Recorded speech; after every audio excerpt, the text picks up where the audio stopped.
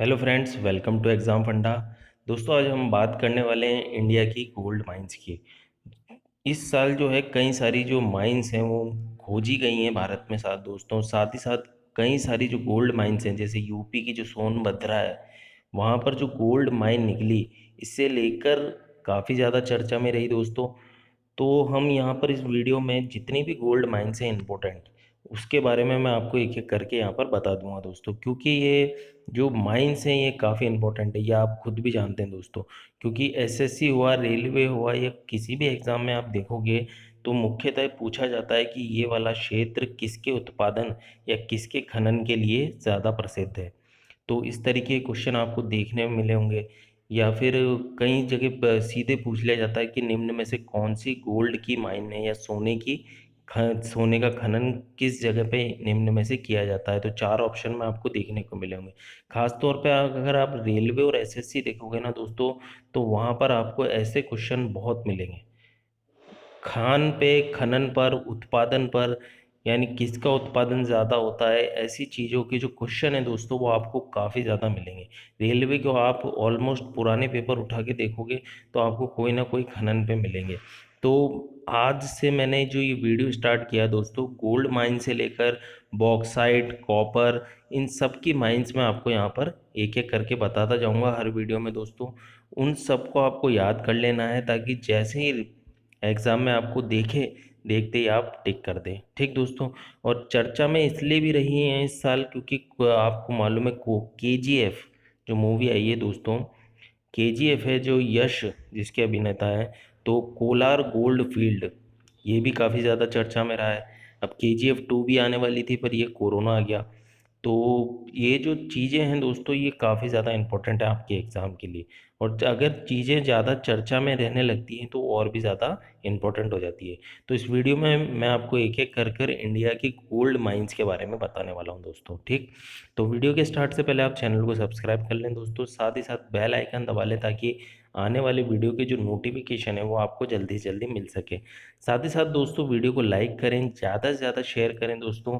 और comment box में आप अपनी राय दे सकते हैं। वीडियो स्टार्ट करते हैं दोस्तों। सबसे पहले अगर हम बात करें तो यहाँ पर हम बात करेंगे हुट्टी गोल्ड माइंस की, या हाटी गोल्ड माइंस की।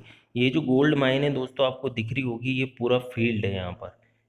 ये गोल्ड माइंस का आपको फील्ड दिख रहा होगा, तो ये हुट्टी गोल्ड माइंस का ये फील्ड है दोस्तों। ये ज़मीन के नीचे जहाँ पर खदान के अंदर काम होता है, ऑलमोस्ट आप देखोगे तो 1500 से 2000 की फीट के तक नीचे तक यहाँ पर जो है दोस्तों काम होता है। वहाँ से इसका खनन किया जाता है। कोई भी अगर धातु है, कोई भी मेटल है जिसका अगर खनन किया जा रहा है दोस्तों, तो वो काफ़ी ज़्यादा नीचे से जाना पड़ता है, और ये काफ़ी डेंजरस काम होता है। माइंस का जो काम होता है दोस्तों, माइनिंग का काफ़ी ज़्यादा ये डेंजरस काम होता है। पर अभी थोड़ी मशीनें बढ़ गई हैं, तो फिर भी बहुत ज़्यादा ये डेंजर का काम है। अगर हम यहाँ पर हुट्टी गोल्ड माइंस की बात करें दोस्तों, तो इसे हाटी गोल्ड माइंस के नाम से जाना जाता है। साथ ही साथ हाटी गोल्ड फील्ड भी बोल सकते हैं आप इसे। और ये रायचूर डिस्ट्रिक्ट के अंदर है दोस्तों ये, जो कि इंडियन स्टेट कर्नाटका में पड़ता है। रायचूर डिस्ट्रिक्ट में इंडियन स्टेट कर्नाटका में पड़ता है दोस्तों। अगर हम बात करें तो ये 80 किलोमीटर जो है वो पश्चिम में है रायचूर के। और हाटी जो है दोस्तों मेनली एक विलेज था 1939 में, जिसमें ऑलमोस्ट मुश्किल से 60 से 70 जो थी छोटी छोटी वहाँ पर जो थी झोपड़ियाँ जैसी हट्स थी, यानी कि 60 से 70 तक वहाँ पर झोपड़ियाँ थी दोस्तों। बाद में जब यहाँ पर ये गोल्ड माइंस वहाँ पर मिली, तो उसके बाद में यहाँ पर जो है पंचायत जो है वो लागू कर दी गई। और यहाँ पे जो पॉपुलेशन है वो एकदम से बढ़ी, क्योंकि यहाँ पर जो माइंस के लिए लेबर चाहिए थे, वो लेबर्स जो थे वो एक जगह जमा हुए, तो पूरा का पूरा यहाँ पर गांव बस गया 20,000 लोगों का। तो जो पॉपुलेशन ऑफ लेबर कॉलोनी है जो कि constructed by the company is about 20,000, 20,000 के लगभग यहाँ पर लोगों का पूरा यहाँ पर कॉलोनी या गाँव एक तरीके से आप कह सकते हैं। अब इसकी अगर सबसे खास बात मैं बताऊं इस माइंस की दोस्तों, तो इसको याद रखिएगा, प्री अशोकन पीरियड की ये जो माइंस है दोस्तों, ये अशोकन काल की है, अशोका के काल की है। और one of the most ancient metal mines है, यानी बहुत ही पुरातात्विक धात्विक खान है ये, अगर मैं आपको सीधे सीधे भाषा में कहूँ। और इसके अंदर जो माइनिंग होती है दोस्तों, ये डेप्थ ओवर 2300 फीट, 2300 फीट की गहराई पर यहाँ पर जो है दोस्तों खनन किया जाता है। और खनन किस तरीके से किया जाता है दोस्तों, ये फायर सेटिंग टेक्निक जो है, टेक्निक भी याद रखें, टेक्निक भी पूछा जा सकता है कि जो खानों में जो किस किस तरीके की जो प्रक्रिया को यूज़ में लिया जाता है खनन के लिए, तो ये इस तरीके के आपको क्वेश्चन देखने को मिलते हैं। तो ऑलमोस्ट याद रखें कि जो रॉक है उनको तोड़ने के लिए, यानी कि जो पत्थर हैं, चट्टानें, उन्हें तोड़ने के लिए फायर सेटिंग का यहाँ पर प्रयोग किया जाता है। एकदम से यहाँ पर किसी भी बम विस्फोट के द्वारा नहीं गया, कोई यहाँ पर खनन नहीं किया जाता है, क्योंकि वो बहुत ज़्यादा डेंजरस हो जाता है, खतरनाक हो जाता है। तो इसकी फायर सेटिंग के अंदर दोस्तों जो हीटिंग की जाती है, यानी कि गर्म किया जाता है फायर से चट्टानों के एक हिस्से को, और बाद में जब सडनली उसे कूल किया जाता है, आप जानते होंगे किसी लोहे को अगर छड़ को हम गर्म करते हैं और सडनली आप अगर उसे ठंडा करते हैं तो वो टूट जाएगी, यानी कि भंगुरता उसमें आ जाएगी और वो बिखर जाएगी भंगुर हो गए। तो वही चीज़ यहाँ पर है दोस्तों, यहाँ पर चट्टानें जो हैं उन्हें उनके किसी एक हिस्से को बहुत ज़्यादा टेम्परेचर पे गर्म किया जाता है, फिर जैसे ही उसमें पानी डाला जाता है तो ये जो चट्टानें हैं ये छोटे छोटे भंगुर होकर टुकड़ों में नीचे गिर जाती है दोस्तों। और फिर जो है आगे की जो इसकी प्रोसेस होती है, उसके द्वारा जो इसके अंदर जो सोना होता है, यानी कि आप ऑलमोस्ट देखोगे कि अगर 10 किलो की कोई चट्टान निकलती है तो उसमें से मुश्किल से आपको 30 से 40 ग्राम तक, 30 से 40 ग्राम भी मैं ज़्यादा बता रहा हूँ, इतना ही जो है सोना आपको मिलेगा। यानी कि आप चट्टान को अगर देखोगे तो सोने की जो कैपेसिटी है वो ज़्यादा नहीं होती। तो जो याद रखें फायर सेटिंग के द्वारा यहाँ पर, हाँ, जो खनन किया जाता है, मेनली आपको यहाँ पर याद रखना है कि जो हार्टिक गोल्ड माइंस है वो कहाँ पर है दोस्तों, रायचूर डिस्ट्रिक्ट में है, कर्नाटका में। और ये प्री अशोकन यानी एंशियंट मेटल माइंस है, ये काफ़ी इंपॉर्टेंट है, इसे याद रखिए। निम्न में से कौन सी खदान या खान जो है वो एंशियंट मेटल माइंस है अशोका के काल की, तो ये काफ़ी ज़्यादा इंपॉर्टेंट है, इसे याद रखें दोस्तों। नेक्स्ट पे चलते हैं यहाँ पर कोलार गोल्ड फील्ड माइंस। जो ये कोलार गोल्ड माइंस है दोस्तों, ये काफ़ी ज़्यादा चर्चा में भी रही है, आप जानते हैं काफ़ी ज़्यादा इस पे मूवी भी बनी है, सेकंड पार्ट आने वाला है, जो यश की मूवी है KGF। तो जो कोलार गोल्ड माइंस है दोस्तों, ये काफ़ी इंपॉर्टेंट हो जाती है, इसको याद रखें, इसकी जनरल नॉलेज को। जो कोलार गोल्ड फील्ड है दोस्तों KGF, ये जो रीजन आता है KGF तालुक, जो एक टाउनशिप है दोस्तों कोलार डिस्ट्रिक्ट में कर्नाटका में, वहाँ पर ये पड़ता है। और ये साथ ही साथ हेड क्वार्टर है रॉबर्टसन पैट का, जहाँ पर जो एम्प्लॉय हैं भारत गोल्ड माइंस लिमिटेड के, BGML, जो BGML है दोस्तों, जो खनन का काम करते हैं गोल्ड माइंस में, जिनमें एम्प्लॉयज़ काम करते हैं। साथ ही साथ BEML, जो कि भारत अर्थ मूवर्स लिमिटेड, बड़ी बड़ी जो मशीनें रहती हैं जिनके द्वारा खनन किया जाता है, तो ये उसकी कंपनी है दोस्तों BEML। और जो फैमिलीज़ हैं वहाँ पे एम्प्लॉयज़ हैं जो कि कोलार गोल्ड फील्ड के आसपास रहती हैं दोस्तों, ये 30 किलोमीटर जो है कोलार से दूर पड़ता है, यानी कि जो एरिया है 30 किलोमीटर को दूर कोलार से पड़ता है, जबकि 29 किलोमीटर ये कुप्पम से और 100 किलोमीटर ये बेंगलोर से पड़ता है। अब अगर इसकी हिस्ट्री की हम बात करें दोस्तों, तो जी कोलार गोल्ड फील्ड है दोस्तों, ये इसकी जो माइनिंग है वो 28 फरवरी 2001 को बंद कर दी गई थी। ठीक, तो इसे याद रखें कि कोलार गोल्ड फील्ड की काफ़ी इंपॉर्टेंट क्वेश्चन आपको देखने को मिल सकता है ये ही तारीख का। तो याद रखें 2001 में, ज़्यादा नहीं तो 2001 में ये बंद कर दी गई थी, क्योंकि एकदम से जो थे उस समय गोल्ड के जो प्राइस थे वो बहुत ज़्यादा गिर गए थे, तो इस कारण या इसको घाटे से बचने के लिए इसको बंद कर दिया गया था। और अभी भी काफ़ी समय हो गया है पर ये चालू नहीं हुई है। ठीक, अब यहाँ पर जो पावर जनरेशन के लिए था वो यूनिट भी यहाँ पर तैयार की गई थी, क्योंकि माइनिंग को सपोर्ट करने के लिए 1889 में, तो काफ़ी पहले यहाँ पर जो थी ये सपोर्ट करने के लिए जो यहाँ पर निर्माण कर दिया गया था पावर जनरेशन के लिए। पुरानी हिस्ट्री की अगर हम यहाँ पर बात करें दोस्तों, तो ये जो है दोस्तों यहाँ पर अगर मैं कहूँ आपसे, जो कोलार है ये जो है चोला वंश, चोल वंश को तो आप जानते होंगे, चोला डिनेस्टी। ठीक, तो जो चोल वंश है दोस्तों ये काफ़ी ज़्यादा संपन्न, और अगर आप कहें शाही यानी धनवान अगर वंश की बात करें तो उनमें से एक वंश है ये दोस्तों चोला वंश। तो जब 1004 में सन 1004 में ये राज किया करते थे दोस्तों कोलार के आसपास। तो जो इनका नेमिंग सिस्टम था, जो जो चोलास थे, इन्होंने जो नाम रखा उस हिस्से का, उसे रखा निकारी चोला मंडला।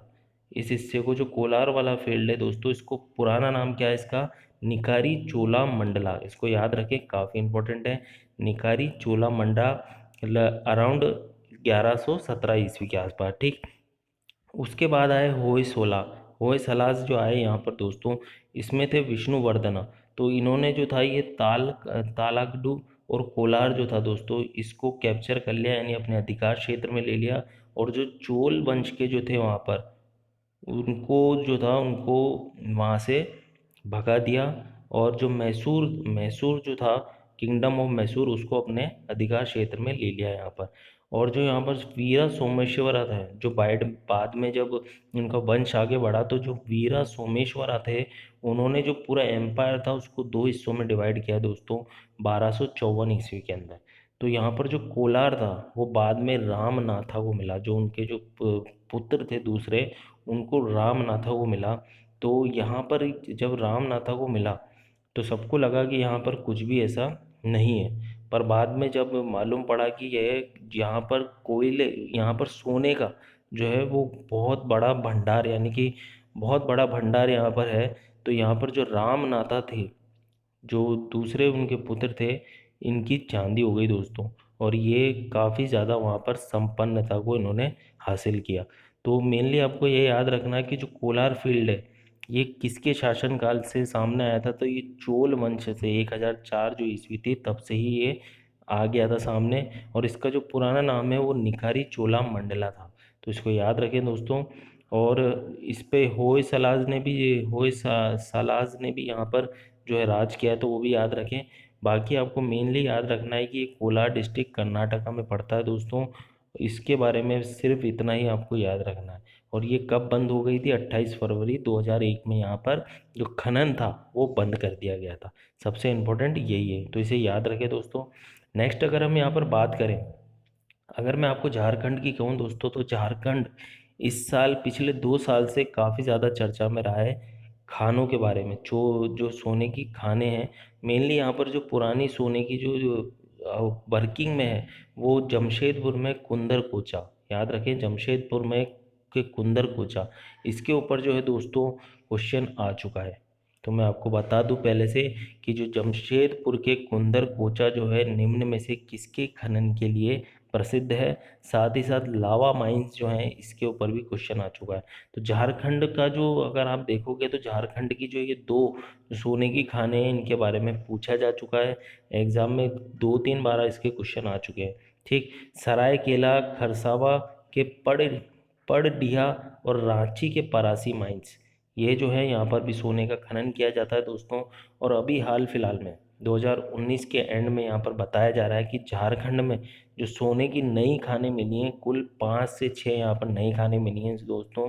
तो झारखंड में जो है, जो सोने की खानें हैं दोस्तों, वो उसकी संख्या यहाँ पर जो है दोस्तों वो 10 हो गई हैं। याद रखें, जो 10 खाने यहाँ पर ऑफिशियली बोला गया है कि झारखंड में 10 सोने की खानें। तो याद रखें, सबसे ज़्यादा सोने की खान अगर आपसे पूछी जाती है तो वो झारखंड उसमें नाम आएगा, इसे याद रखें। इसके अलावा अगर मैं आपको बताता चलूँ एक एक करके, तो यहाँ पर कुबासाल, सोनापेट, जारगो, सेरेंगडी, जिलगढ़ा, यहाँ पर भी सोने की खान होने के संकेत मिले हैं। तो इसे याद रखें, झारखंड के अंदर सबसे ज़्यादा सोने की खानें यहाँ पर मिली हैं। तो झारखंड के बारे में याद रखें दोस्तों, काफ़ी ज़्यादा इम्पोर्टेंट है ये। सोने की खान के बारे में पूछा जा सकता है, इलाकों के बारे में पूछा जा सकता है कि ये वाला इलाका किसके खनन के लिए प्रसिद्ध है, या किस तरीके के खनन के लिए यहाँ पर कौन सा धातु यहाँ पर मिला है। तो ये याद रखें। साथ ही साथ इसके बाद सबसे इम्पोर्टेंट याद रखें दोस्तों, अभी जो खास इम्पोर्टेंट जो अभी सबसे ज़्यादा चर्चा में रहा, वो था यूपी गवर्नमेंट का जो सोनभद्रा पहाड़ी है दोस्तों। यहाँ पर बहुत बड़ा गोल्ड रिजर्व, यहाँ पर 3,000, एस्टिमेटेड 3,000 टन यहाँ पर जो है, ये बताया जा रहा है कि सोनभद्रा पहाड़ी में गोल्ड का रिजर्व है। यानी कि सोने की यहाँ पर खान होने का यहाँ पर अंदेशा बताया गया है और 3,000 टन यहाँ पर कंफर्म कर दिया है यूपी गवर्नमेंट ने, और जल्दी यहाँ पर खनन भी स्टार्ट होने वाला है दोस्तों। अब इसके साथ ही सबसे बड़ा इफेक्ट क्या पड़ेगा, इतनी ज़्यादा खान यहाँ पर मिलने की, सोने की जो खानें इतनी ज़्यादा यहाँ पर मिलने के कारण यहाँ पर क्या फ़र्क पड़ने वाला है दोस्तों, जो इंडिया है वो वर्ल्ड का सेकंड लार्जेस्ट गोल्ड रिजर्व यहाँ पर बनने वाला है।